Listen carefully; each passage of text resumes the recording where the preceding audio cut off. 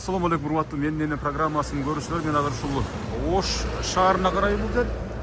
Ош шаарына караштуу ушул Мадай өкмөтү Кыргызчек айылына келдим. Айзада деген институттагы келдим. Болгондо кургол келген жокпуз, но мишкалар менен келдик. Аниматорлор командасы бул жакта турат, мисалы үчүн. Анан сиз не бериңиз болсо бүгүн энебизди куттуктайт экенбиз да.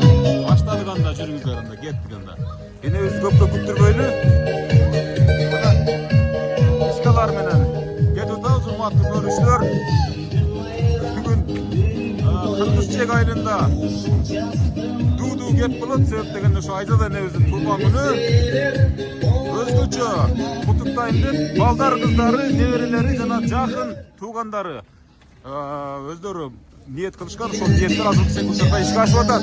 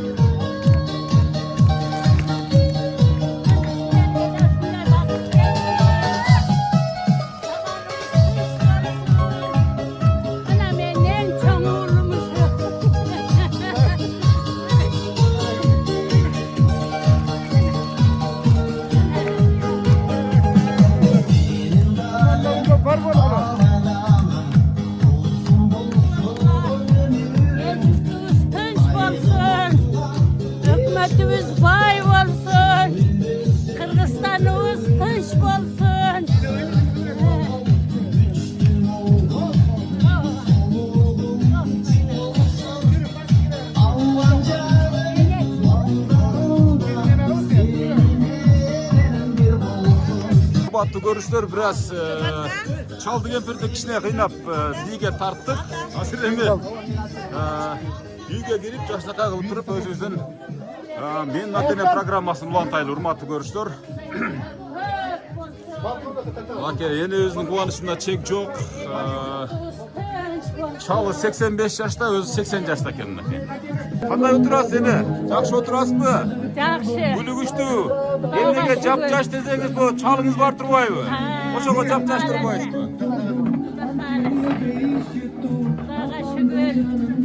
Бул менин программасын атайын, бул эне программаны такай көрөт экен, мага жеткен маалыматтарга караганда. Ошон үчүн эң негизгиси ушул программага тартылсам деген ой болгон экен ичиңизде. Бирок айтпаган экенсиз эч кимгечи. Бирок балдарыңыз мына ушул сиздин баягы интуицияңызды деп коеюн, сезимдериңизди сезгенби, айторсуза ушул программага менин дагы энем татыктуу, атам менен бирге деп ниет кылышкан да. Ошол ниеттер ушул секундда ишке ашып отурат, урматтуу көрүүчүлөр. Урматтуу эне Айзада энебиз, Айзада энебиз 80 жашка. Атыңыз ким? Кожоназар атабыз 85 жашта. Мына эч ким мына ушул эки адамды 80-85 деп ойлобойт. Азыр көрдүңүздөр, урматтуу көрүүчүлөр, бийлегендерин көрдүңүздөр. Мына ушул балдар кыздарыңыз алыс жуукта жашаган, сиздерди сагынып, ушул урматтаган, сиздерди бул жашоо, сиздерсиз бул жашоону ушул кереметсиз деп эсептеген балдарыңыз, мисалы сиздер бар үчүн жашоо керемет деп эсептеген балдар кыздарыңыз ушул менин программасына тартып жаткан учуру. Ал учурда мына мен менен кошо мындай тоодон мишке аюушалар келген, көрдүңүзбү сиздерди? Бул аюучаларга да рахмат деп коюшубуз керек эне. Рахмат айлан. Программаны көрүп турасыз да. Күнүгө. Барбаган жерим жок. Кыргызстанды төрөгү турам. Тоо таштардага Ооба, тоо таштарга чейин асылып барып ушу энелерди куттап келем да. барып атасың айлан. Атжан Өмүрзак Азимкулов эне сизди куттуктаганы келдим. Рахмат балам. Азыр ушул учурдан пайдаланып бир аз маек алайын сизден, эне. Ушу канча балаңыз бар, канча чебере, канча небере дегендей. Алла шүгүр. 25 балабыз бар. 25 бала. Невребиз бар. 25 ошоду айтам да. Болот Куда кааласа неврелер. Ооба. 7 балабыз бар. 3 уул, 4 уул, 3 кыз. 8-9 çevremiz var. Devremi ayttım ha? Ayttınız. Kudağa min Alла şükür. Allah bergen baldarım mana şu bizden sıy hurmatımızda şu baldarım kılıp atat. Rahmat şu baldarga. Hem zamanımız tınç bolsun, densolugumuz bekem bolsun. Şu baldar kayerde bolsa tınç yürüşse bizden baktığız. Allah şunday hizmetli atap жүрген sağa Allah ömür versin. Kılgan işlerini hükümetke payda keltirip atasın. Bir jağı eldi suyuntip atasın. Bul en sonun veriş boldu. Bir jağı bala çakağızga estelik kalat bizden. Şulardı baldar estep körüp жүрүшөт. Rahmat oğlum. Kol çağ koyuyoruz elinizin şunda. Kuanının aytkan sözünde turab ene. Yine 80 жаш деп эч ким сизди айтпайт да, мисалы үчүн. Бул жаш сакталуунун бир секрети эмне деп ойлойсуз эне? Кудайга миң Алла шүгүр. Мен деле өзүм 80ге киргенимди таң калам. Эми Аллага миң Алла шүгүр. Денсаулык берген, бакыт талай берген, бала берген. Мынандай чалды Алла Таала насип кылган. Ошон үчүн şu жаш бизде ойлот абыз балам. Көрдүңүздөрбү мына бардык катышуучулар мына ушундай чалды берген Кудайга Аллахым. Чалды берген дейт. Байым, кол чаап коебуз мына ушунчалык. Сабак болсун кийинки муунга. Эне ушул азыркы замандын жаштарына мисалы сабак иретине тартып атат да, ар бир программа чыккан сайын ушул чоң идеологияны камтыйт да булчу. Азыр мына ушул чалыңызды барктап, даңктап атканыңызда кийинки муунга сиз өстүргөн небере чебере кыбырларга чейин ушул сабак болуп калат деген үмүттөмүн. Кудай кааласа. Ушул чалыңызды карабайсызбы? Туп-тунук 40 жаштагы жигиттей кылып сактапсыз да. Бунун секрети эмнеде? Рахмат. Bu çaldı tapkanımda aytıp vereyim ben. Ошодон. Kaça surayt eкен деп attı Жок, böyle анын de. баарын бермекмин бул суроонучу. Bu kişine nasip bolup kalıp üniversitete 65-yıl okuga bargamın. Nokattın, saltın, sanasın bilsen gerek. Özüm içkilik kızı olamın. Anan olmalıda hiç kızlar deşke çıkarça mesela hep bıçaktım. Bunday kılgan yerden dağı kaçıp çıkıp okuga barıp üniversitete nasip eken ötüp kalgamın. Anan oşol yerden okup жүрüp, anan kandaydır bir meyramlarda dayamayacaştık. Жаштык, ооба. Atın uksan gerek özün bilbesen dağı Mengdi Mamazayrova, Jolo Mamutov degenler menen tanış elek. Ооба, туура. Oşun Mengdi Mamazayrova ece bizimenen jatıp Opşitada. Anan onun cerdeşi olat eken bu ya, kurstaşı olat eken. Oştuklar az eleken o maldı, azıl kadar sanc etmeyt emez. Anan şakaların eri olat anamına desek ağız eken deyip жүрдük. Kudağa şükür anan takdir eken kolgarım aşıp basa vergen bizde. Ошондо алгачкы сүйүүсүн ким билдирди? Algaçkı suyum.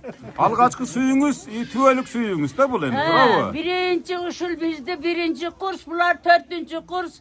Arça Meyremi Üniversitetin zalında en sonunu ötötüler. Sayız öyle jakşı eken dep kalam hazır Meyremlerim jakşı bolbay kaldı. Майрамдардын мааниси жоголуп кетпеди азыр эне. Barkı ketip atat.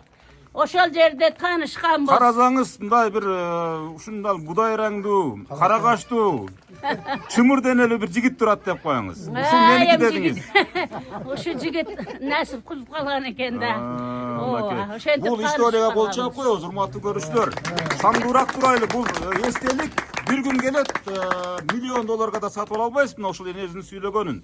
Энебиз мына ушул азыркы сүйлөгөнүн, атабыз мына ушундай бийлегендерин эртең кайра сиздерге бийлеп бере албайт. Себеп дегенде бул мүнөттөр жалаң ушул менин энем программасына, менин ата энем программасына гана катталат эне, туурабы?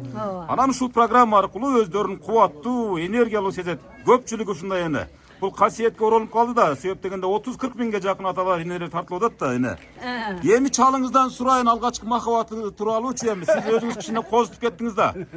Жаштар үйреніп алсын. Ова, жаштар мынау ушул ар бир сөздү жаттап алсын, туурабы ene? Жан дүйнөсүнө сиңирип алсын. Ата, мына мактады да. Азыр эми бир суроо калды ушу атабызга. Андан кийин үйгө киргизебиз, урматтуу көрүүчүлөр. Сөз кызып калды, сөз кызыганда мына ысыгында баспаса болбойт да. Мына ушул махаббат тууралуу айтып берди да, калган кептин ушул өзүңүздөрдүн уюштурган дасторкон үстүндө алабыз. Ушул алгачкы махаббатыңыз, жаныңызда турган ак кудай болгон энебизди кантип сүйүп калдыңыз мисалы үчүн? Алгачкы махаббатка бир кайрылбайсызбы? Туура, алгачкы махаббаттардын мурда мен айтайын, баягы ал убактарда бул Бишкек шаарына барыш өтө кыйын болчу. Фрунзеге. Онда Фрунзе болуп калды. Эми ошогонан Исхак Разаков деген баягы Коммунистик партиянын биринчи секретары оштук балдарды ушул окууга келсин деген менен бизде поезд менен алып барган Фрунзага. 65-жылы оны бүткөнбүздө балам. Барып анан кийин баягы өзүбүз каалаган окууга кирип, аракет кылып кирип калдык окууга. 60-жылы кирип 65-жылы мен бүттүм университеттин филология факультетин. Кыргыз тил адабият бөлүмүн. Мына ошондо мен окуп, мына кийин булар биз 4 курс дегенден баягы университеттин залында жаңы жыл болот кичине бий болот. Анан бийлеп калсак, бир эки кыз келип калды мындай бияктан. Анан карасак ушундай бир анан таанышып, кичине бийлеп калдык, кийин анчамча киного кирип аттык Индийский толуктап турарың, Киргенде байын ал убактар индийский кинолор болот эмес беле? Ооба. Отуруп алып, кичине көрүп алып башкача болот эми булар биринчи барганда эми. Деп анан ушунтип тагдыр бир экен, кийин башкарышып калдык да балам. Ошону айтам да, ошо алгачкы көрдүңүз мисалы, сиз меники дедиңиз. Мына ушул меники болот дедиңиз. Ошондой болду эми. Ошондо кирип калды, биз бийлеп калдык. Анан ошондон баягы кичине таанышып калып, анан кийин көбүз таанышып, постоянно келип, индийский кинолорго кирет да бул эми. Өзүн башкача сезип, анан мен дагы буга неме дейм ба? Болуп турум бай чемлеп анан кийин ушу метип алдык. Жок, болуп тур дегенде мында сизге сунуш болду энебиз тараптан анда. Кандай болуп калды? Жан түшүнбөй калдым. Ай жок. Bizden gelişken jigitimiz dayı. Siz degen gelişken jigit. Ança kızlar togotpogon mal. Şunda mı oldu mu? Ana jagından bargana geldim özü. Bayağı kitap aldım ben ama kitap aldım ne kiyindim bayağı. Demek ki ana siz sunuştu kirgizdiniz bunaki. Tüölükö misалы kol karmasa kante misалы. Ene öz oylanbay tuttular жооп бердиңиz, biraz kılıktandınız mene. Balam ükem menin bargan taqdırım başından kişine aytpay kalıpım. Men Urkuya Saliyeva bolamın dep bargamın üniversitetke. Manaki gördünüz mü? Suyu onun küçtü eken Kurmancan datkanın ayılını alıp gelip koymadı o. Özün görmesine de kinosun, kitabını okugandırsınlar. Al mezgilde kitap okuytelek. Men jönünde çıkan kitaplar var ele. Tüştük kızı dep Kambaralı Bobulut'un nokatlı жазуучу. Kitap çıkargan. Paktalarga gelgende, udarnik bolup жүрgöndө, gazeta, jurnaldarga çıkıp жүрgönbüz. Oşolardan körüp kızıgıp kalıptır da bu jigit. Şu jöngülüp bagan ha. Bu kızda bir nerse var. Hayrat var, güç var, Allah vergen sululuk da var ele o mağda. Sıkıntı barganda men ekor aytıp koyum bu. Ne? Aytıveriniz, aytıveriniz. Oşonda kıyınçılık bolup barganda alı vaktarda mına gördün mü? Ayıldan bargan kızlar çındığında mına hökümet dağı. Şu kız gelinden inisini açkan şunda. Kız gelinden inisini açıp durup şunda bu kızlar okusun degende. Antkeni bunlar baldarga aralasa bolboyt degen oşo bolsa gerek mi? Antkeni. Nasip eken. Anan Indiya kino girip kalıp, oturup kalıp mısın belki? Analar bir vakta başkası olup gitti. Ne oldu? Oyağı tarıkı. Şunun bayağı şunu Yeme ova. Yine özmenen. Ova ata mınaki yine özmenen bolgon biraz tarık tarjımaldı kişine kamtıp kettik de mi şul kızıktууrak bolsun üçünчү. Anan эми азыр сиздейби ушул энебизди куттуктатып туруп анан кийин үйгө алып кирсек деген оюбуз бар да. Колун кармап жүзүн сүйүп коюңуз, кана куттуктап коюңуз. Бүгүн энебиздин туулган күнү кана. Кол чаап турабыз. Ana, yüzgü olsun. Azzamatlarına gördüğünüzde hormat. Kolçağız kapırak, kolçağız. 60 yıl yaşaş oğay o balam. Barınarga nasip kılsın cuvaylar. Ana cürgüzler hem uyga gireviz. Ana uyga gireviz hormatlı görüşler. Bismillah. Азыр эми ушул энебиз менен атабыздын калган кызыктуу мындан да кызыктуу маегин алдагы мүнөттөрдө сиздерге көрсөтүп берем. Урматтуу көрүүчүлөр, мынакей энебиз менен атабыз ушул келген атайын ушул энебиздин туулган күн урматына куттуктап келген айучалар менен неберелер менен кошо сүрөткө түштү. Ата, мына ушул энебиз экөө ушул жерде отурсаңыздар, мына ушул жерден бир ыңгайлуу место тапкан жокпуз да. Болупту. Мына бүгүнкү сиздердин туулган күнү иш чарасына урматтап атайын сыйлап келген туулган уруктардын баардыгы мына ушул жерден айтчу сөздөрүн айтышып алсын. Эне дасторкондо тыгылбай, мына ушул келен жерде жакшынакай кылып туруп, ооба. Эми эне мынакей жанат бүгүн эми сизди мактай турган күн, өзү негизи күн сайын мактаса дагы аздык кылат. Энелерди, аталардычы эне. Анан мына ушул сыртта дагы абдан мисалы кызыктуу маалыматтарды алдык. Мисалы жеткиликтүү комментарий жазгандарга дагы мисалы ушул энебиз менен атабызга мына 100 жылдык өмүр берсин деп ушу тилек кылайлы деген үмүттү айтып атам да. Эмне жумуш кылып бактыңыз ата ушу энебизде? Кандай турмушту баштан кечирдиңиздер? Ач калдыңыздарбы, ток калдыңыздарбы? Ушудан кичине бир айтып өтсөңүз. Башында чындыгында турмуш оор болду бизде. Балам туура, анда убактарда баягы силер жаштыңар, биз машак терип башка кылып чоңойлук да башыбыздан өткөндө. Ошол убактарга карабастан да ок аракет кылып баягы Разаковдун немеси менен окуп барып өтүп калганыбыз бизге өтө жакшы, чоң бир өбөлүү болду. Андан кийин мына окуп була чакалы болдук дегенде мына биз 4 уул 3 кызыбыз бар балам азыр. Чөтең мына кыздарыбыз чөтең немеден Москвада иштеп атышат. Балдарыбыз бар 4 тең бу жерде. Бар неберелерибиз бар, айттан канча экен деген неберелерибиз бар. Аллага шүкүр балам, бар сен. Көп ишти көрдүк баштан. Тынчтык жаман эмес, бардыгы тең тынч балдар. Силерди биз да бир жагынан сүйүндүк эле. Балдарым келет экен, ушуларды тартып алат экен деп өтө бир сүйүндүк балам. Аман болгула, бар болгула балам. Рахмат ата. Кол жаап коебуз атабыздын жакшыркай сөздөрүнө. Эми өзүңүз кобурап берсеңиз, эми ушу жаш кезде кантип ушул 7 баланы чоңойтуп эрезеге жеткирдиңиз? Кандай бир оор күндөр өттү, же жеңил күндөр өттү дегендей? Турмушта балам көп бар эле жеңил боло бербейт. Турмуштун оорун да көрдүк, жеңилин да көрдүк, Кудайга шүгүр. Мен ушу окууга баргандагы бир катуу оор жерин айткым келет. Эми азыркылар эркек акча берип окуп атышат азыр. Бизди ушу зордук менен эптеп, ыйлап, сыктап жүрүп качып барып окуп калдык насип кылып. Эми окууну бүткөндөн кийин биз биринчи эле бу кишилер 5ти бүткөндө, 5-чи курсту бүткөндө Баткен районуна айдап калды. Биз бошкошуп үйлөнгөндөн кийин. Баткенге келип, ошо маалда Баткен менен Лейлек ажырап, өзүнчө район болуп аткан мезгил экен. Анан ошол жерден баштадык турмуштук жолду. Кудайга миң калла шүгүр, ошол жерден педагогтук, мугалимдик ишибиз, экөөбүздүн кесибибиз бир. Адабиятчыбыз экөөбүз тең. Экөөңүздөр тең адабиятчысыздар. Кайсы университетти бүткөнсүздөр? Анан кийин факультет бүткөн. Ош мамлекеттик Ош пединститут болгон убак. Фрунзеде университетке барган. Азыркы Бишкектен бүткөн экен ошондо. 65-жылы бу киши бүтсө, биз 64-63 барып, ошол университетке өтүп калдык насип болуп. Анан кийин эме кылгандан кийин Баткенге барып иштеген баштап, ишибизди ошол жерде баштап, Кудай берип 3 баланы Баткенден таап келдик. Кудайга миң калла шүгүр, 2 кыз, 1 уулум Баткендин адресинде төрөлгөн. Онан кийин ушул жерге келип Кара Суу районунун ушул азыркы Сыдыгалайч орто мектебинен баштап, эсеби 30 жыл мугалим болуп калдык. Эл агартуусуна Кудайга шүгүр эмгекти сиңирдиңиздер. Өкмөт жакшы экен, о маалдарда ишти да билет экен, иштебегенди да билет экен. Эмгегибизди баалады, чала экөөбүздүн, Ушкам экөөбүздүн. Балдарыбызды дагы өзүбүздөй болуп, бардыгын жетеүн тең окуттук. Бардыгы каалаган кесибине ээ болушту. Мына чоң уулум подполковник, бир кызым врач, бардыгы врач, мугалим. Ушу мугалимдикти жакшы көрчү элек.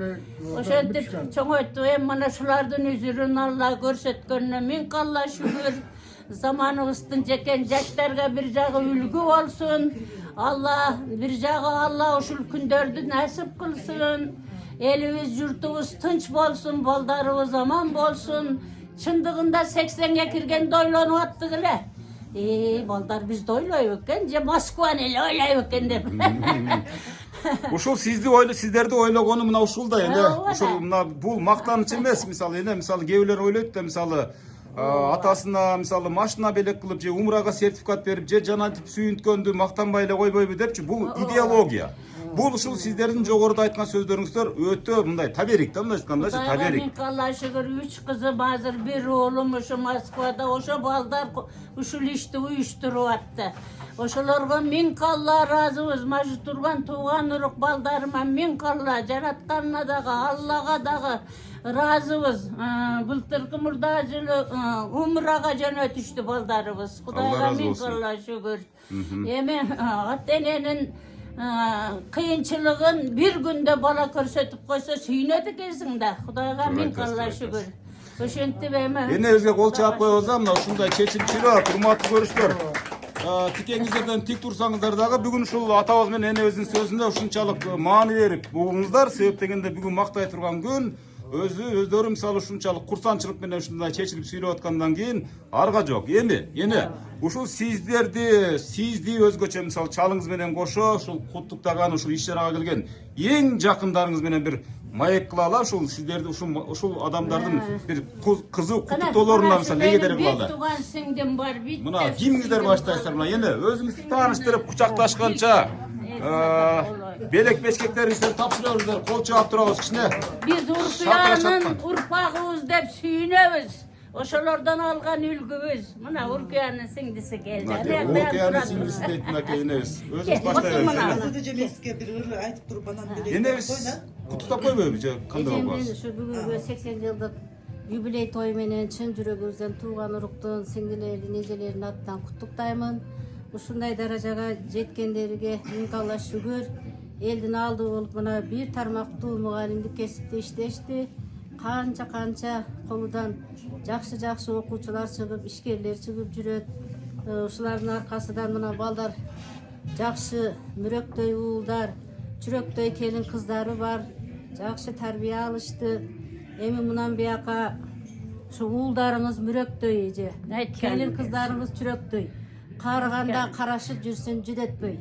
Мындан бияка дагы 90 жаш, 100 жашка жетиңиздер, ушундай дагы юбилей тойлорго баардыгыбыз күбө болуп келип турайлы. Насип. Бул сөздөр үчүн кол чаап коебуздар энебизге абдан сонун ширин бал сөздөрдү айтты, эне көрдүңүзбү? Насип кылсын. Уулдарыңыз, кыздарыңыз чүрөктөй болсун дейт мисалы үчүн. Чүрөктөй эле жүдөтпөй болсун, жүрсүн. мүрөктөй эле болсун, Сиздерди мисалы баардыгыбыз. жүдөткөн эмес, сыртыңыздардан көрүнүп турат. Ошо чыкканына Кудай буйрса 100 жылдык жашыңыз 100 жылдык ушул мааракеңиздерге келебиз. Кудай кааласа. Жаштын тилегин берет. Келгиле 90 жылга деп туугандарымды чакырып атам бүгүн баштап эле. Мынакей көрдүңүздар, Келин кыздары менен, неберелери менен бир айыл. Өзүбүзчө бир айылбыз, Кудайга. Сиңдилерим ошо Москвада жүрүшөт. Силерге чоң рахмат. Ушу эжемди ушунчалык телевидениеге тартып, ушулардын кызматын билип, бүкөлөрүмө баардыгы миң марта ыраазычылыгыбызды айтабыз. Чоң рахмат. Рахмат, кол чаап коебуз энебизге абдан сонун сөздөрдү айтып өттү. Мен дагы Атабыз кызып кетти сөзгө. ошол мен дагы баягы мактанбайын эми. Ошол иштеп жүрүп, Баткенде иштеп жүрүп, мектеп спецшкола интернат иштедим ошо интернатта. Ошондо завуч болдум, директор болдум, башка иштерди аткардым балам ошондо. Ошондо эми баягы эмгегин биздин эмгектерибизди баалап, төшпөлгө мыкты эле катын мыкты деген төшпөлгө алгам мен. Мактана бериң ата, бүгүн мактана турган күн. Дагы кандай медалдарыңыз бар? Иштер илгери болсо көп иштерди көрдүм. Көп иштерди мага эме кылды ошол Баткенде иштеп жүрүп мени өтө бир ардактап, андан келип мен иштеп калдым мына өзүбүздүн Карасуян учкун мектебинде. Учкун ал жакта дагы жакшы иштерди аткардым балам ооба.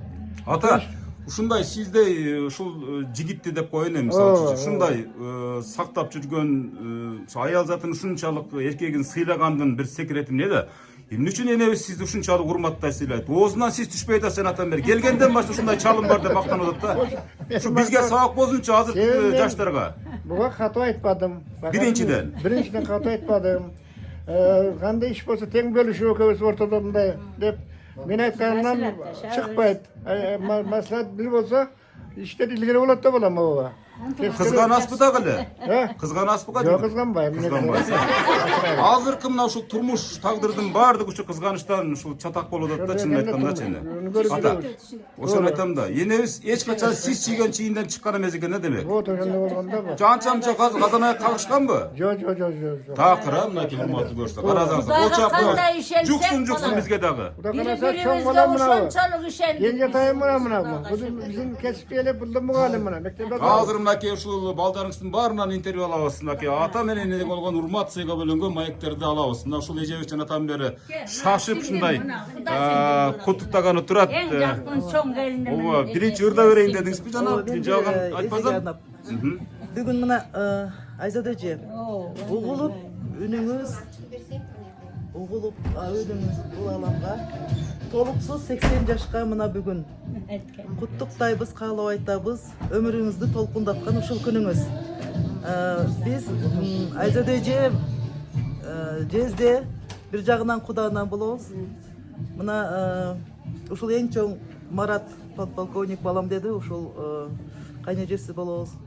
Айзада эже жезде биздин баарыбызга үлгүлүү үй бүлөлөрдөн бири. Мына дайыма үйлөрүндө ушундай жакшылыктар, келин алып, кыз берип, небере кыздарын берип, келиндерди алып жүрүшөт. Сүйлөгөн сөздөрү менен, өздөрүн баскан тургандары менен баарыбызга үлгүлүү үй бүлө. Биз сыймыктанабыз. Ар дайым ушундай жаркырап жүргөнүңүздөрдөн азбаңыздар. Ден соолукта болуңуздар. Телевидениеда дикторлор да сүйлөйт экенсиз, аябай мындай. Тууган урук менен, журт менен Ошону айтам. жаман болуңуздар. Окаттын кыздары деп мактанып коеюн. Ошону айтам да. Дагы бир жолу куттуктайбыз. Кол чаап коебуз, мынакей куттуктайбыз дейт, урматтуу көрүүчүлөр. Жакшынакай болгон ак жолугун энебиздин башына салып, анан конверттерди бердейби? Мисалы, конверт ала келтирип.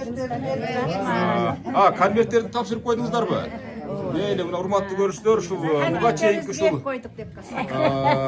конверт жолусун беректин куругун тапшырып койгон экен. Ой, анай, мыналык үлкөн болот, көпүе болот. Бул сиздин жолдошуңуз болгон ошондо. Ана эми сиз абабыздын жанында туруп бир куттуктоо сөзүн айтып коюңузчуба? Калпактарды кийип аземи жүрүп жатат, урматтуу көрүүчүлөр. Кол чаап турабыз, Ана бери карап туруп, бери карап. Ошеге сүйлөп бериңиз, бияка батпайбыз. Айла бүгүн аябай жакшы күн болуп атат. Мына биздин эжебиз Айзада 80 жашка толуп, мен апам да 80 жашка толду. Ошо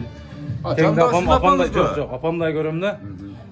Ошо эже сизге чынден соолук, узун өмүр, ушу бала чакаңыздын, неберелеринин озурун көрүп, ошолордун жакшылыктарын көрүп, жезе менен бактылуу жашап, 90-100 жылдык үй бүлөйдү өткөзүүгө Алла өзү насип этип турган болсун, Ушундай жакшы күндөрдө жолуп жүрөлү. Кол чаап коесуңар, жакшынакай мындай. Энемдей болгон жеңем бар. Ушу жеңеммен бир Макул эне, сиз эмнени көрсөтсөңүз ошол жакка кете берем мен мынакей. Эне, сөз сизден болсун. Эми бүгүн эми Айзада энебизди куттуктайбыз да.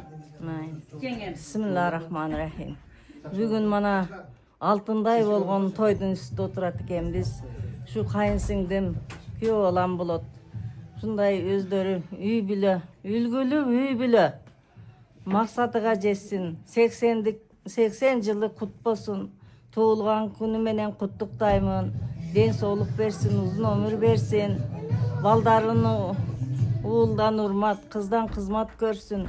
Балдарды дагы окутту, кыздарды дагы окутту. Бардыгы врач болду. Капитан болду балдары. Бардыгы ар жерлерде иштеп атат. Россияда мына точкаларда врач болуп иштеп атат кыздары, балдары. Өнүп өскөн, ким болсо сыймыктанган үй бүлө булар. Бактылуу болсун, мен тилегим ушул. Өнүп өсө берсин. Эне өзүңүз канчага чыгып калдыңыз?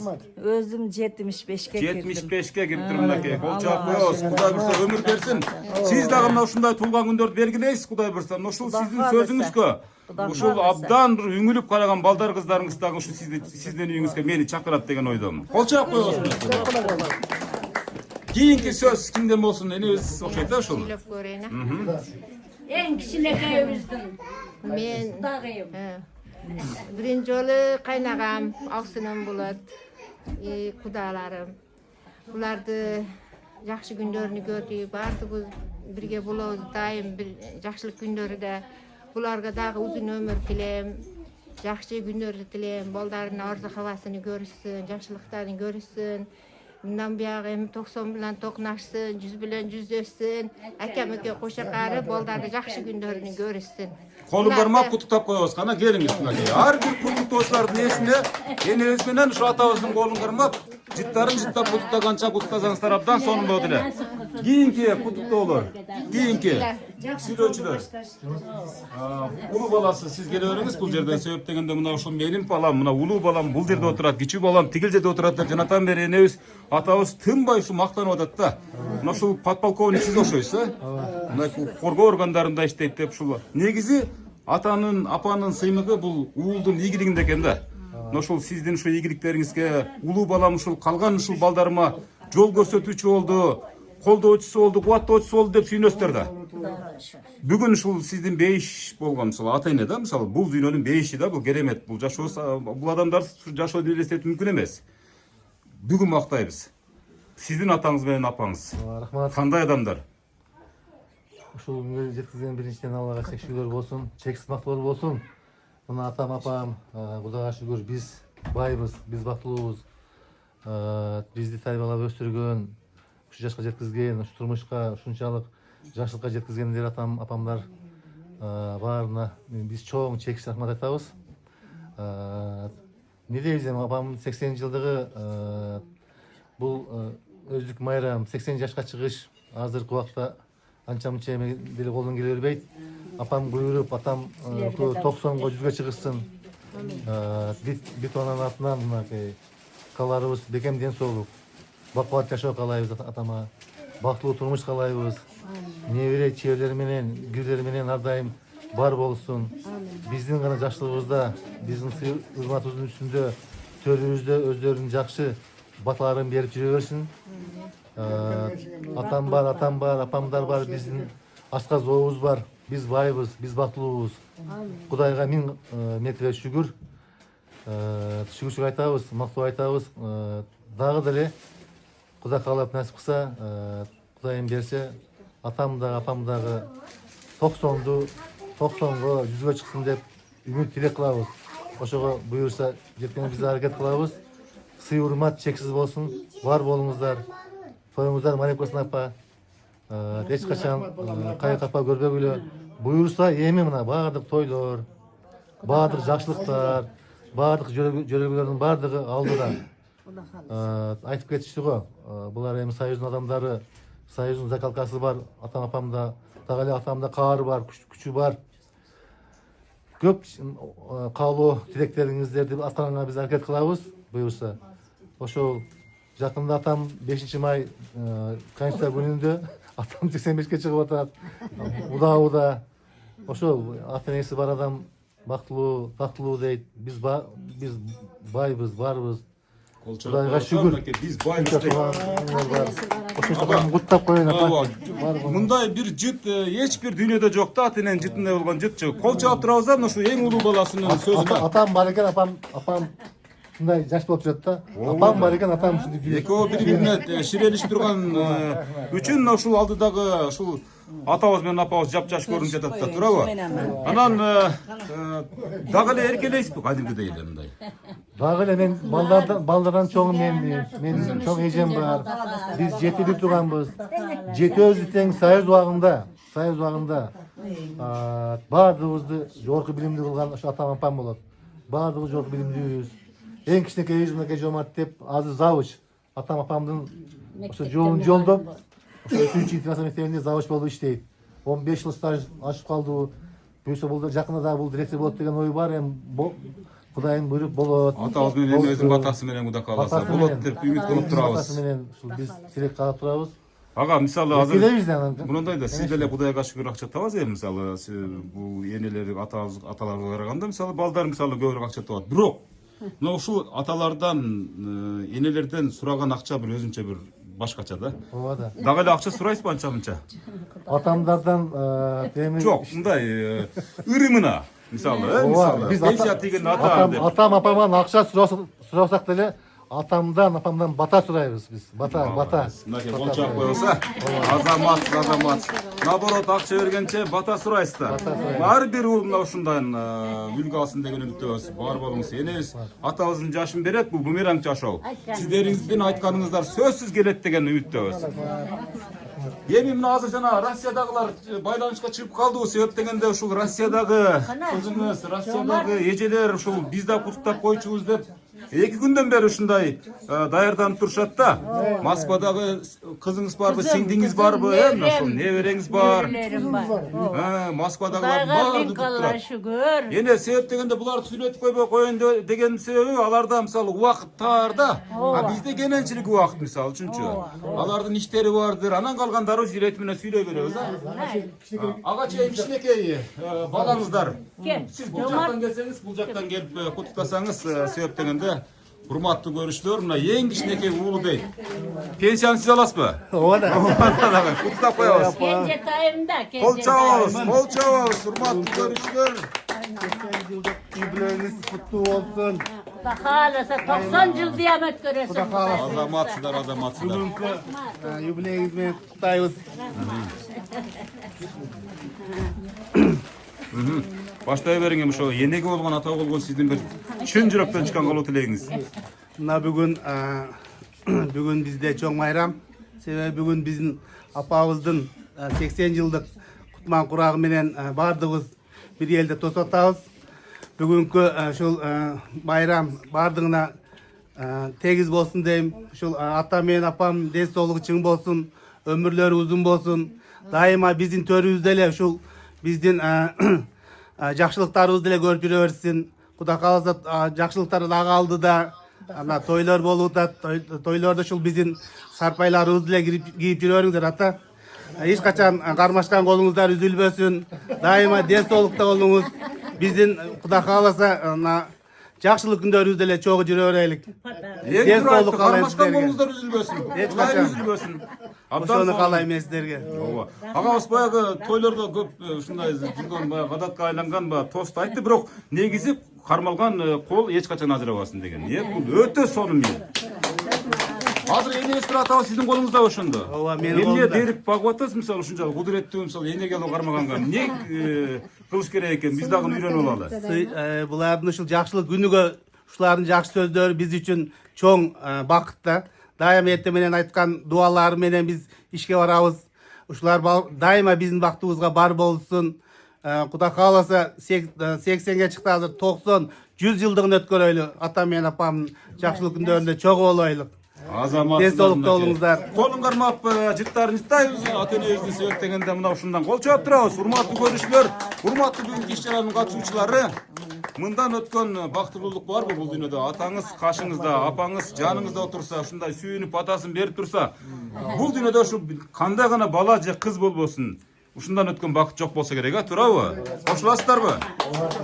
Бактылуу болуңуздар. Кийинки сөз ушул Россиялыктар чыгып калдыбы? Эфирге чыгып калган болсо, урматтуу көрүүчүлөр, ушул менин эне программасына мени жөнөткөн жана ушул мен аркылуу ушул ата энебизди куттуктайм деп самап ушул эң алыскы региондо турушкан балдар кыздарына, эң жакын туугандарына сөз беремин.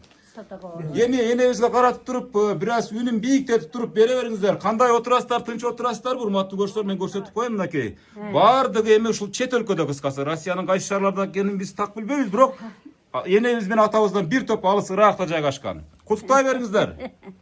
Ой, рахмат балдарым, рахмат. Мана бүгүн ушу тойду. Сизге сүйлөп атат. Угуп тур. Кет угуп атам. Юбилей кут болсун, өмүрүңүз узун болсун, ден соолукта болуң ата өнөкөңөр. Биз силерди жакшы көрөбүз. Азыр ким куттуктап атат? Экинчи кызы. Рахмат кызым. Эки дүйнөдө бактылуулук берсин, өмүр берсин. Эми мындан кийинки жашооңор дагы ушундай сый урматтын үстүндө өтсүн Кудайым. 100дөн ашып жашагыла, төрүбүздүн коногу, төрүбүздүн көркү болуп жүрө бергиле ата өнөкөңөр. Биздин балдарыбыздын, неберелерибиздин тойлорунда бирге болойлу Кудай кааласа. Айтканың Буйрса силердин жашыңарды берсин, бактыңарды берсин бизге. Балдарыңардын атынан, алыста жүргөн кыздарыңардын атынан биз куттуктап атабыз. Rahmat, rahmat, Rahmat. rahmat.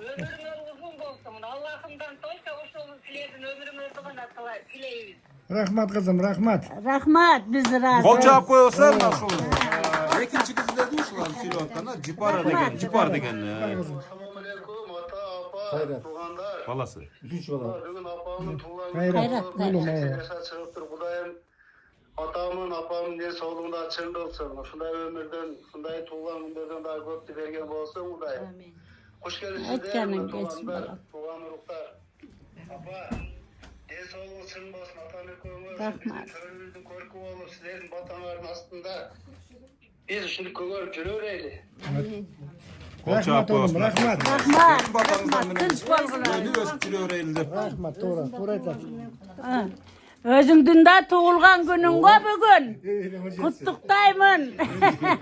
Ömrüň uzun bolsun, densolugуң beken bolsun, baldaryň aman bolsun.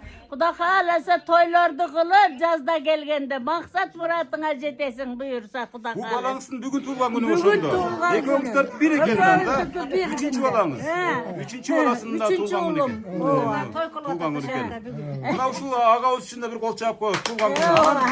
Hurmatly görüşler, mına uşul uçundan faydalanıp koyun uşul. Ayı çalardı uşul Moskvadagı baldары.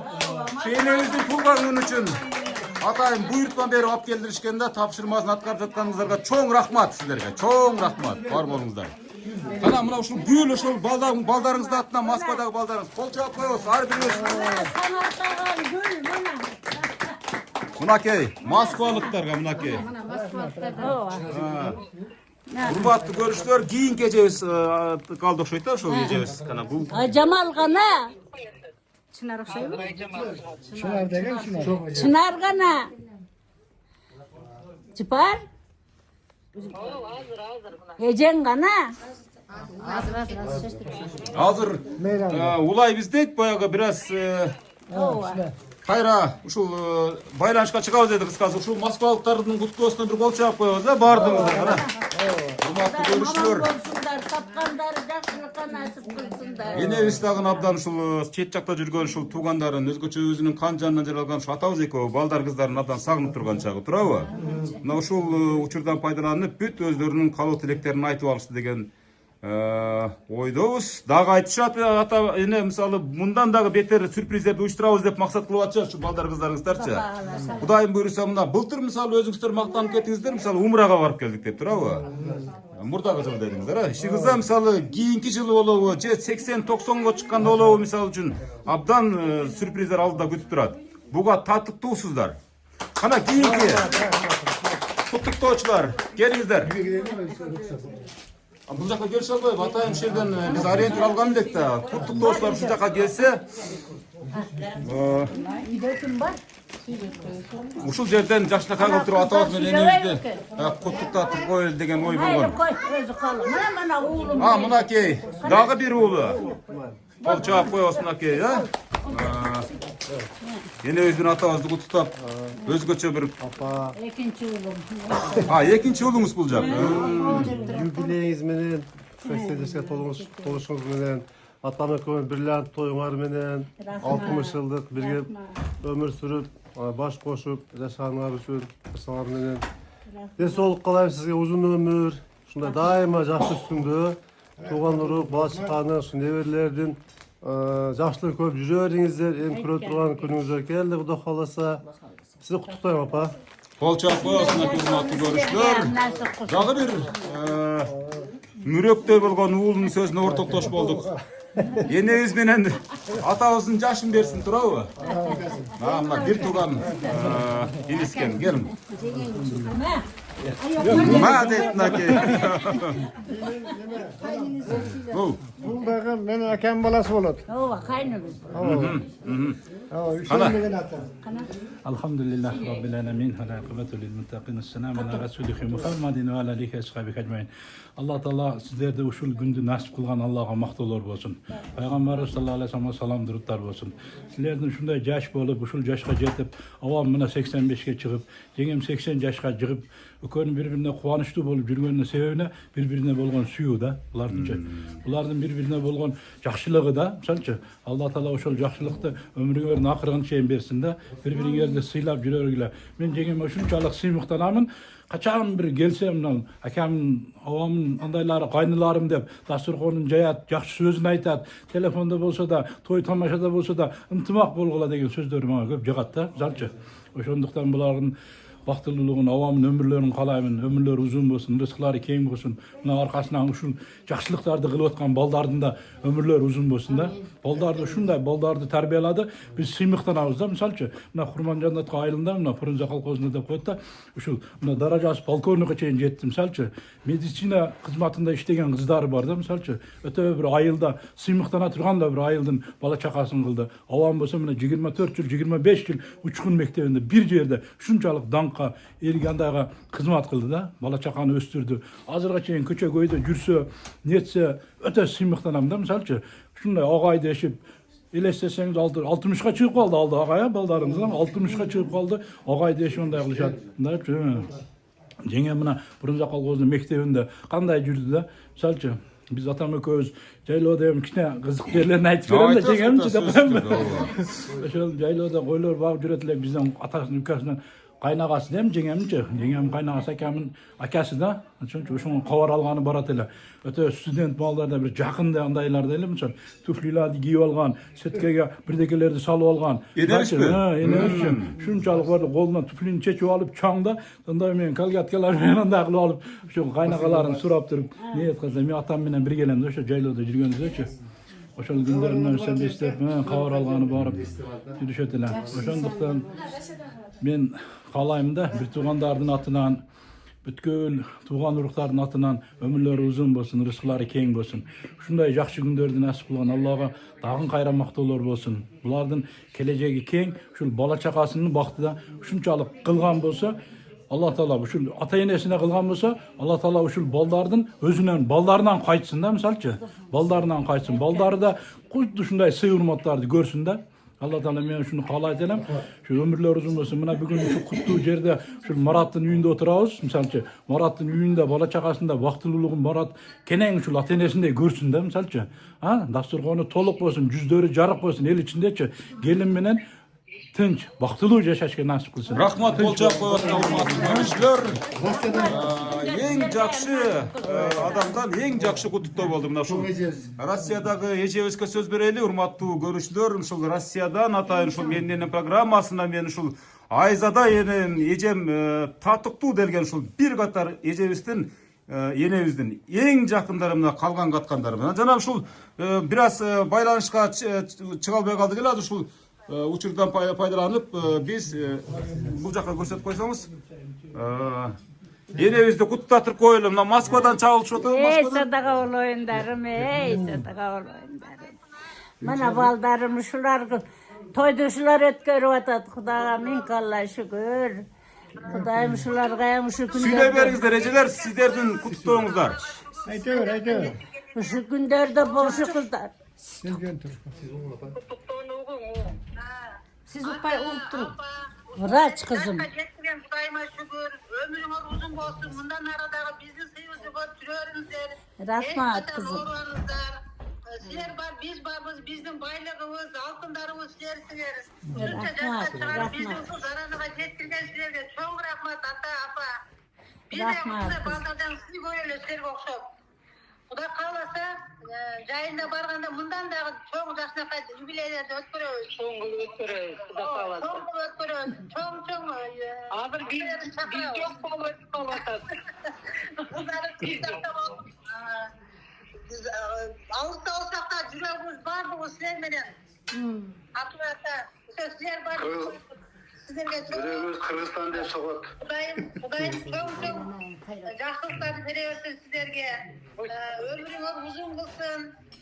Эч качан оорубаңыздар. Gülüp sene bizge batanadı berip tursaňar boldy. Sen bizi çok faydalısınlar.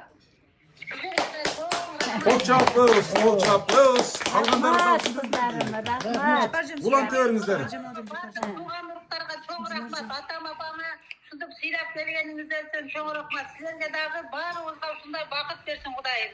Baldardan ушундай jakşı Ay rahmat.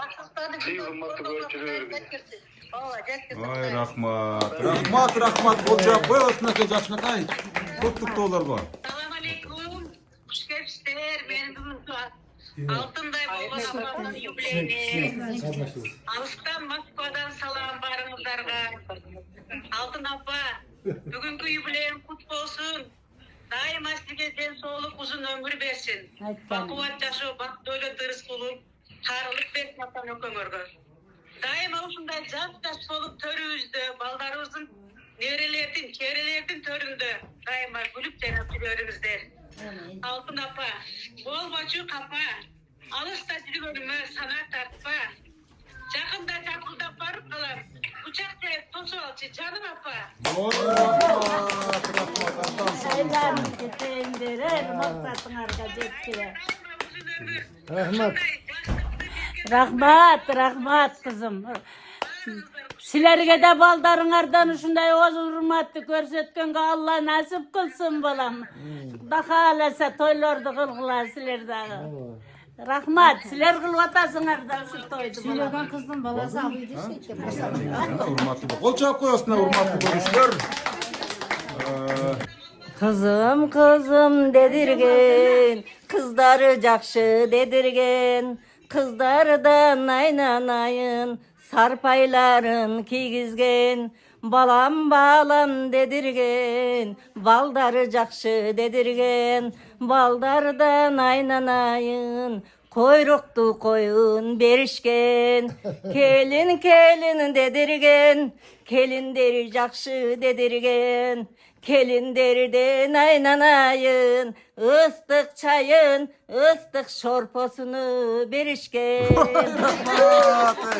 Azamat, janatam berile kolsun öyle beri kara dopsana bir mandem var turbayıp, turabı. Aytayın dedim da. Şu kızlartın barın gelinler kılvatar. Oşan aytam benim, oşul Ben bir o söz siz... Mına ıslık şu estelik bolsun dep atam. Estelik olsun dolar, ova. Kudayga minkalla şükür bizdin emgegimiz talaga ketken jok. Men 30 yıl çala 40 yıl şu mugallimdikte iştep özübüzdün baldarыбызды kanday terbiyelesak eldin baldarına da kolubuzdan gelişince oşonça terbiye berip hareket kıldık. Har bir sözün söyle çalışmakta herkesler. Biz okutkan baldarыбыз aldı deputat Yıldız Joldaşova degen kızdı men okutkaman. Kudaga min kalla şükür. Oşa kızım deputat bolgondan eldim barın ele maktanıp jürömün.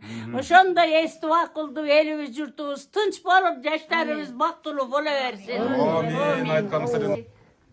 Юбилей toyuңuzlar kutlu olsun. Денсаулыкта болуңуздар. Ушинтип сый урматтын үстүндө жүрө бериңиздер. Рахмат. Дагы денсаулыкта болуп, дагы юбилейлерди кириңиздер. Ay rahmat, kol çap koýasynlar, densoğlukta görüňizler. Ene menen atanın aldında turup süýlөө öz negizi bala üçin abdan bir çoň tolkundanууну jaratat da. Sebep degende bul adamdardын bir çetinden kasiyeti güçlü bolat, ekinçiden şunda sürü dagın adam güçlü bolat da. Şoň üçin bardyk uşul jogorуда süýlep ketken baldar kızlaryna Allah'ım çeksiz razı olsun degen tilek kılabız. Kana gelinler daýır bolup kaldy mı? Uşakta turup süýlөө, gelinler turup süýleýbiz, oturbaýbız. Sebep degende kızmattabız ömür boyu. Çoğun gelini bu Ama çoğun ulu gelinim, en sulu gelinim dep aýtdy. Gelinlerin komandiri uşulacak. Kana kalgan. Benim komandam öyle. Hatta ene şunday 80 yıllık jubileyiňiz kut bolsun. Kutuktayız. O da bundan da ömrüňiz uzun bolsun, densoğuňuz çyň bolsun. Hiç kaçan oruwaňyzlar, atam ököňizler bizdin törübüzdün körkü bolup, bizdin syýybızda körüp jüreriňizler. Sizlerdi jakşı göröbüz, urmatdaýbız. сыйлайбыз. Ой, рахмат. Эми келиндерди тамашага салбай эле койбуз. Кайната кайнененин көзүнчө бир аз баягы кыжалатчылык жаралып калышы мүмкүн. Ошол үчүн келиңиздер кана. Бар болуңуздар, сиздер да кайнене болосуздар, эне болосуздар. Ошондо бул энебиздин батасы сөз тиет. Бул кайтар дүйнө, бумеранг жашоо. Кана сөз сизден болсун. Юбилейиңиз менен куттуктайбыз. Ден соолукта болуңуз, өмүрүңүз узун болсун, эч качан оорубаңыздар. Ата, ошо сиз дагы апам жанында дайым жүрөрүң, гүлдөрдү берип куттуктап. Эже айтсаңыз, ушул энебиздин балдарына турмушка чыккансыздар. Ошондо ушул энебиз менен же атабыздын бир симпатиялары өткөнбү ушул балдарына? Сизге гүл береби? Конечно, өткөндө. Жок деп берет экен деп байсактар мисалы ушул. Ооба. Атам апам жакшы көрөбүз. Ар дайым бизге үлгүлүү болуп, мындай жакшы нерселерди айтып, ошо үйрөтүп, деп акыл насааттарын айтып, ушинтип жашап келатабыз деп. Колдорун кармап жакшынакай болуп, ушул бактылуу болуңуздар. Кол чаап коебуз.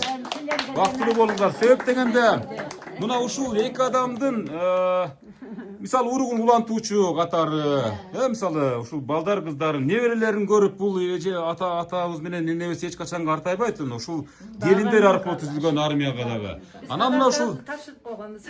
подаркабыз тапшырып койгонбуз дейт. Курук беле. Куругу беле. Куругу дагы Куругудагы бар, материальный жактары дагы бар, кана. Келиңиз, бери жакка келе бериңиз.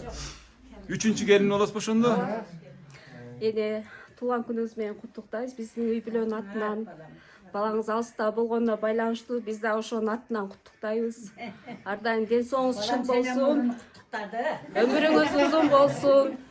Атам менен ушинтип эле жетелешип жүрө бериңиздер. Биздин сый урматыбызды көрүп ошо жүзгө чыгыңыз эне. Ошондой балдарды чоңойтуп койгон ушул эки адамга рахмат. Сизге рахмат, атама рахмат. Рахмат, урматтуу көрүүчүлөр. Мына келиндеринин куттуктоосуна назар салыңыздар. Ооба. Кана жогорку билимдүү дейт келиндердин бардыгы. Сиз келип жакын тура бериңиз, жакын. Ата апа бүгүнкү алтын тоюңуздар кут болсун. 80 жылдык юбилей маркеңиздер кут болсун. Дайым ушундай жакшылык күндө биздин төрүбүздүн башында сый урматыбызды көрүп, ушул баардык узак жакындан келген мыймандар менен чогуу биргеликте жакшылык күндөр тосуп жүрө бергиле. Силердин ушул жашоодогу баардык күндө айткан акыл насааттарыңар биз үчүн чоң пайда. Дайым ушу силерден үлгү алып, силердей жашоону жашап өткөрүүгө ниеттенип турабыз. Силерге дагы чоң рахмат. Дайым ушундай жакшылык күндөрдү көрүп жүрүңүздөр. Ай, рахмат. 4-чү келин болуп каласыңбы? 4-чү келиндин сөзүнө ортоктош болдуңуздар, эң кенжеси сиз багатасызбы ушул жакта? Энебиз менен атабыз кайсы тамакты жакшы көрөт? Өзгөчө сүйүп жеген тамагын. Же сиз Лагман. лагманбы? Бүгүн лагман кылып бердиңизби ошондо? Жок, бүгүн эмес, күндө. Күндө лагман. Лайым ушул энебиз менен ушул атабыздын жашына жетесиз, Кудай кааласа. Себеби бул адамдардын батасы абдан маанилүү. Мисалы үчүн өздөр албетте мисалы ар бир эне ата өзүнүн канжанан жаралган балдарды жакшы көрөт. Бирок бул мыйзам ченемдүү көрүнүшкөн да сиздерди андан да жакшы көрөт экен. Кол чаап коюңуздар, Ана кийинки Жакшы баксыла биз жашайбыз, Кудай. булардын жакшы сөзү, анан ысык чайы. Болду, башка эч нерсенин кереги жок. Пенсия болсо белиңиздерде турабы? Булардан бир тыйын сурабайсыздар. Рахмат, кана кийинкилер. Ошо бүгүнкү чоң энебиздин туулган күнү менен чын жүрөктөн куттуктайм. Чоң энем ар дайым ушу чоң атам экөөбүз экөө бирге болуп дайым ушундай бактылуу күндөрдө өмүр сүрүп жүрө берсин. Жүрөктөрү контролдо. Жүрөктөр Ар дайым. контролдо. Сатурациясы түшпөй, давление болбой, бүт бардыгы моюнга алгансыз кыскасы. Жо, жашоодо ошол да, организм ошондой. Көп жашайсыздар, Кудай берсин. Ушундай кардиолог үй балаңыздар бар экен. Бүгүнкү 80 жылдык юбилей менен чын жүрөктөн куттуктайбыз. Колун кармап, куттуктап коебуз. Азаматсыздар мынакей. Адам баласында эң негизги ролду бул жүрөк ойнойт. Ошон үчүн ушул энебиз менен атабыздын эч качан жүрөктөрү оорубасын. Кушунда күйөө балдарыңыздар бар экен, жүрөктөрү оорубайт. Келиңиз. Жакын келиңиз. Мынакей небереси жакшынакай куттуктоосун айтсын. Менин жашымы биздин бактыбызды берсин шуларга. Ана бери карап куттуктап коебуз. Учураш деген жокмун, куттуктап койсоңуз абдан сөз болот эле. Кана. Айзада чоң анем, Кожоназар чоң атам, биздин ажы чоң ата чоң анебиз болот. Бүгүнкү 80 жаш юбилейинен куттуктайбыз. Ар дайым ушинтип күлүү эле жайнап жүрө берсин, кол кармашып, ден соолугу чын болушсун. Дагы да 90 жылдык, 100 жылдык юбилейлерине чогуу келип кеткенге насип этсин. Эми кармайбыз колдоруна келип. Шашпай туруңуздар, урматтуу көрүүчүлөр. Дагы бир небересинин сөзүнө сиздерди күбө кылдым. Бактылуу болуңуздар, бактылуу болуңуздар. Кана келиңиз, жакыныраак келиңиз кана. Аха. Чоң эне, чоң ата, ушинтип кол кармашып, сырда күлүп жүрө бериңиздер. Биз дагы сиздин жашыңызга жетели.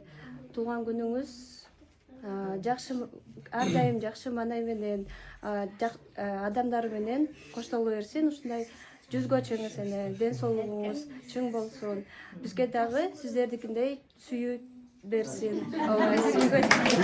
Туура айтат, колуңдар коюп, жакшынака куттап коебуз. Небереси болот ошондо, небереси атабыз менен өзгө ушул жакшынакай өздөрүнүн каалоо тилектерин айтты. Кана эми келиңиз, беракка келсеңиз, жакыныраак келиңиз, себеп дегенде ата энебиз жакшы сөздөрүңүздүн да жүрөгү менен тынчасын. Чоң энебиздин бүгүнкү 80 жаш курагы менен чын жүрөктөн куттуктайбыз. Бактыбызга бар болсун. Чоң энебиз менен чоң атабыз ден соолуктары чын болсун. Чоң энебиз менен чоң атабыздын жашына жетели. Батасын алайлы. Бүгүн кандай каалоо тилектер айтылган болсо, баарына тилектешпиз, кошулабыз. Азамат, кана колу кармак көчүрашып куттап коебуз. Күйөө болуп калат ошондо.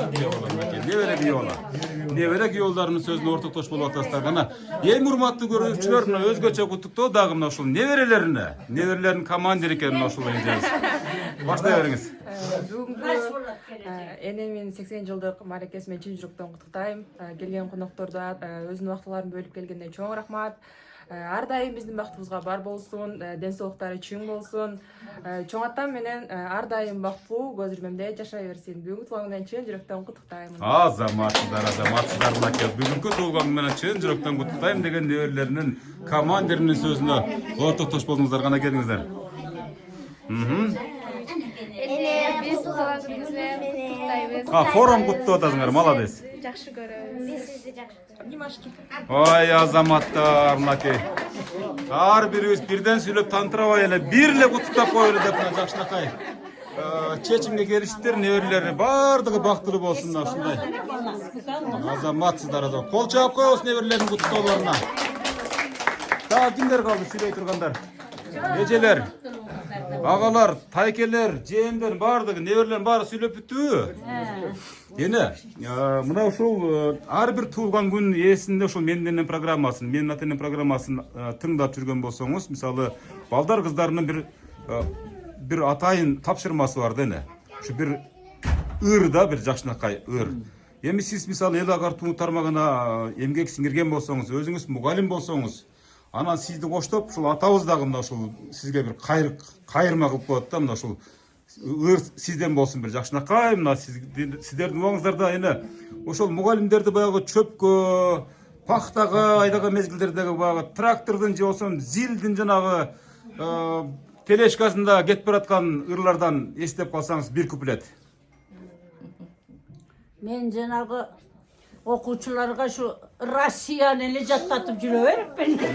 Ошо Россия деген өрүңүз болсо, келечегибиз Россия болуп калган экен да. Декламация болсам айта берин, декламация. Сиз окуңуз. ошону айтып бериң эне. Ey Россия, Россия bir bor enem, menengdü toğuşuna koynun gelen, nele? Menin çın sözdü jalgan aytalbaymın. Biz kişimiz seni menen Азаматсыздар мынакей.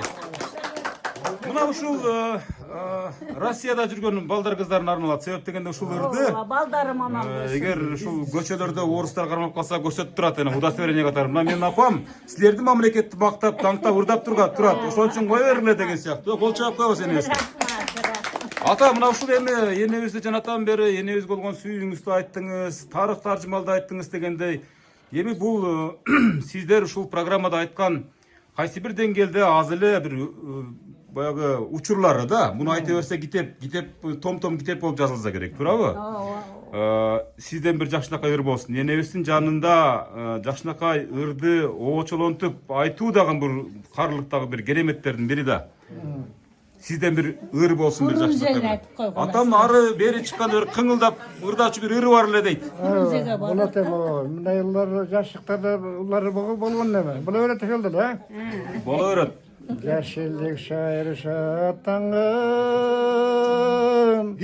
алыска сапар аттанган, кыймылдап поезд баратса да кылгырып көздөн жаш тамган. Ой, азамат, да улайсызбы? Мен жүрөм талалап, алма бак аралап, бул сүйүү ырбады жүрөктү жаралап. Сизге болгон сүйүү эне. Дагы эле түгөн эле. Асман ачык ала булут жүрбөгөн, айкалышып нур алышкан күн менен адамзаттын көркү алтын Москва куштар болуп сени кимдер сүйбөгөн деген. Бул эми ата ошол союз мезгилиндеги мисалы хит болгон ырлардан турабы? Ушул ырлар аркылуу сиздер чоң ойдуңуздар дегендей, ушул ырлар аркылуу ошол доорду жашап өттүңүздөр, турабы? Бул ырларды ушул программа аркылуу тартып, анан ушул келечек муунга жеткирүү дагы ушул биздин негизги максатыбыз да. Ырдап жүрсүн депчи, мына ушул Россия деген ырдап берди энебиз. Атабыз болсо Фрунзе ошол мезгилдеги союз доорун чагылдырган ырлардан ырдап берди. Поездерде жүргөн кезиңиздер да, туурабы? Анан урматтуу көрүүчүлөр, эң негизги белгилеп айтуучу нерсе ушул эки адам бүгүнкү тартылып аткан ушул эки ыйык адам экөө тең жогорку билимдүү экен мынакей. Бүт ушул Фрунзе деп койгон ушул союз мезгилинде азыркы Бишкектеги ушул жогорку окуу жайлардын бүтүп, мисалы ушул филология факультетин дедиңиздер, эл агартуу тармагында 50 жылга жакын ушул эмгек сиңирген адамдар үчүн бир кол чаап коебуз. Урматтуу көрүүчүлөр, дээрлик 1,5 саатка созулган программанда жыйынтыктоочу мезгили келип жетти. Себеп дегенде дастуркан жазылган, коноктор чакырылган дегенде туулган күндүн мотивациясы мындан кийин түшүп кетпесин. Ушул программанын аягында ар бир ата энебизден берилген батасы орун алат. Ошол батаны сиздерден алалы дагы программаны жыйынтыктайлы. Кана, балдар кыздарыңыздарга. Ана мен айтайын. Мына балам айтам берилгенде бир саат ашык заманын сүйлөшүп неме кылдык. Ушунчалык эми мына жалпы жаштарга өмүр мен каалайм, турган жаштарга, балдарыма, келиндериме жалпы ушул өмүрлөр узун болсун. Бала чагасы менен мына үйлөнүп турмушка чыккан келин кыздарым бактылуу болсун, Кудай кааласа, келечектери кең болсун, асманы ачык болсун, заманыбыз тынч болсун. Туурабы? Амин. Амин. Балдарым. Аллаху акбар. Байбишеңиз туура деди. 10 миң кыла берели. Себеп дегенде Эми менин айтайын дегеним, бир жагы тарбия болсун балдарыма, бир жагы ушу кубанычтын сезиминде айтылып атат да. 80 жылдыкта ушундай сөздөргө туура келип эме кылып атабыз. Кудайга миң алла шүгүр ушу күнгө жеткиргенине. Алла мана шу бүгүн ушу менин 80 жылдыгымын белгилеген эмеге урук туугандар, небре кыздар, балдар, күйөө балдарым баары жакын саналаш балдарым келип өздөрүнүн жүрөгүндөгү жакшы ниеттерин айтып өтүштү. Ой тилектерин айтып берди. Алла ушул балдарыма, ушул элибизге, ушул жерибизге тынчтык болсун. Ушул балдарга дагы биздин жашыбызды берсин, биздин бактыбызды берсин. Уул кыздарыма, эл журтубузга тынчтык болсун. Ден соолугубуз негизи ден соолук бекем болсун. Алыс жакында жүргөн балдарым аман болсун. Алты саны соо акылеси көп болсун. Тапкандары доллар болсун. Тапкандары ушундай тойлорго буйруп насип кылсын. Эл журтубуз, Кыргызстаныбыз бүтүн болсун. Амин, амин, урматтуу көрүүчүлөр, мынакей Айзат энебиздин жакшынакай батасына, ага чейин ушул Кожоназар атабыздын жакшынакай батасына күбө болдук. Бул баталар ар бир үйдө жаңырсын. Мына ушул бүгүнкү ушул атабыз менен энебизди куттуктаган ушу балдар кыздары эң бактылуу адамдардан экен. Себеп дегенде ата эне кашында. Анан өздөрү да белгилеп кетти, бизден өткөн бай жок депчи. Мисалы Матраев сыяктуу байлар бар деп бир мисалы мактанат го, мисалы кыргыз эли. Андан дагы бай мына балдарыңызчы. Дүйнөдөгү мисалы эң миллиардерлер бар го, алардан да өткөн бай ушу балдарыңызчы, кыздарыңыз мисалы. Мына ушул ар бир үй бүлөдө ушул мен тартып аткан тасма сабак болсун, чоң идеология бул. Бул мотивация жаштарга. Ошон үчүн бардык неберелерине чейин сүйлөтүп, ошон үчүн ата энелерге болгон мамилесин берип атам, ошол эле учурда ата энелердин дубасын алып берип атам. Урматтуу көрүүчүлөр, программаны жыйынтыктайбыз. Кожо Назар ата, Айзада эне 100 жылдык тоюңуздарга келебиз. Сөзсүз Кудай буйрса жаштын тилегин берет дейт. Сиздер бар болуңуздар, ал үчүн кубаттуу болуңуздар. Мейли. Мына бүгүн бизге жакшы туугандарга жакшы саамалыкты көрсөттүң, жаштарга тарбия болсун, машы кылып аткан ишиң илгери болсун, ушундан тапкандарың жакшылыктарга насип кылсын, ак жолдо жүрөсүң, жолуң шыдыр, жолдошуң кызыр болсун, барган жерлериңде жакшы сый урматтарга татып жүрөсүң. Мен айтканыңыздар келсин. Бар болуңуздар эне. Программа жактыбы? Бардыңыздар жакшылыгыңыздар, жакшылыктардан көрүшкөнчө. Үй каптырып чай бергиле балдарга. Мынакей. Келгиле.